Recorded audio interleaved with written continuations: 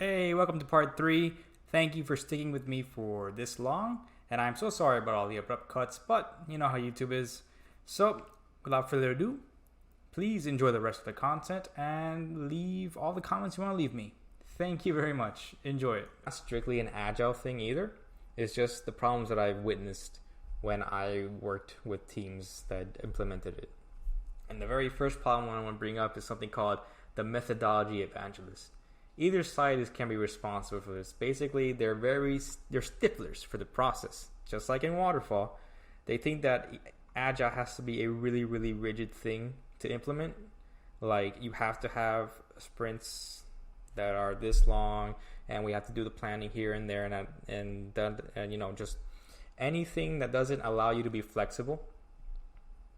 And that's not the point of Agile. The point of Agile is to add flexibility into your development cycle. And methodology evangelists can be problematic because they think that the methodology itself is what is important, but really it is how you implement it.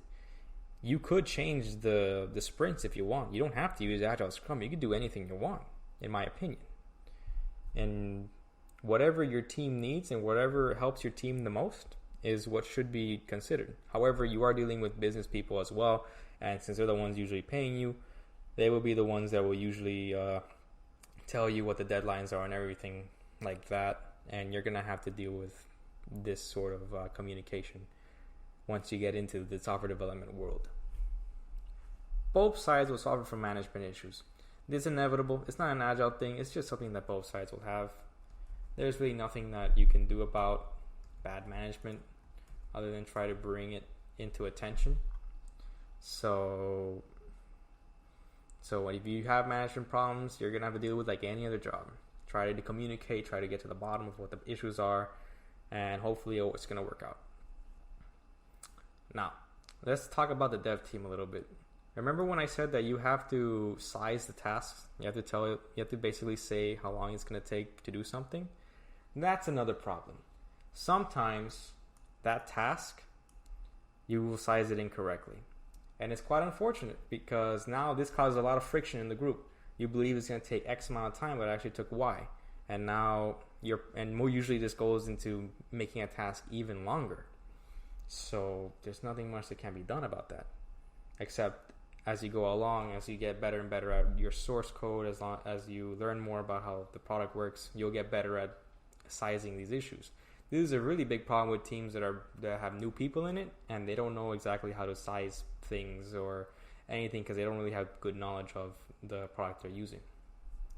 And one of the bigger issues that I've seen is this. Remember when I said before about the Agile Manifesto being, that it's trying to shape things into smaller bits of time?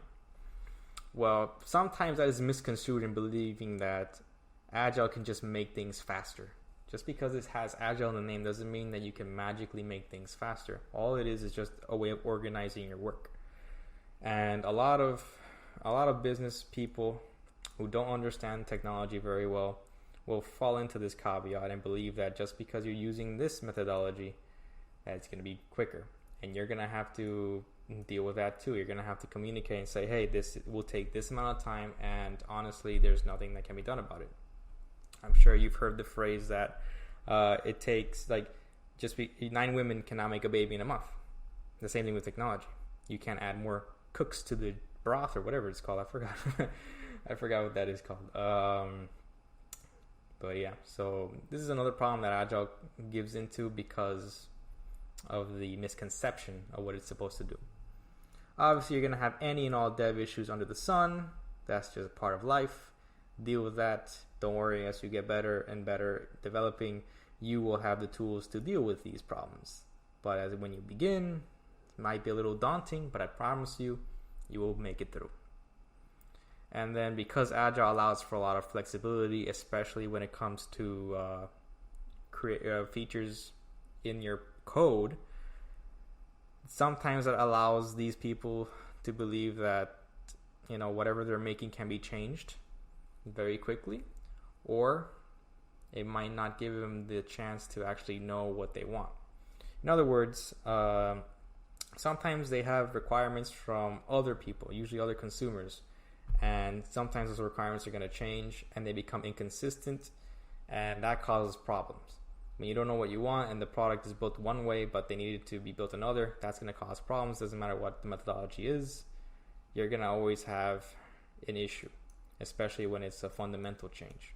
So going from dog to cat might not be a big problem, might not look like a big problem, but hey, maybe you have to change the database now. Maybe you have to accommodate different pictures. Who knows? Whatever the issue is going to be. And the final thing I want to bring up is this. The biggest problem you're ever going to have is relationship built on trust, communication, and seeing the other side's point of view. This is not just an Agile thing or a Waterfall thing. It's just something you're going to encounter.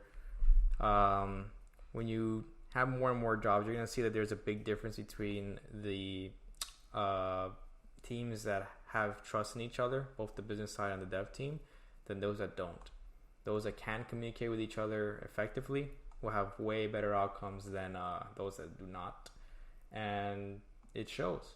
Honestly, the best project owners and people who are in the business that I've had were people who were developers at some point, or who understood the technology so well that they get it.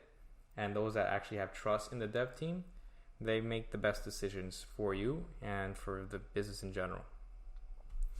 Wow, this video lasted a very, very long time, and I think that this is a good place to stop. I hope you guys got something out of it. I hope you enjoyed it. I really hope you stayed for this long.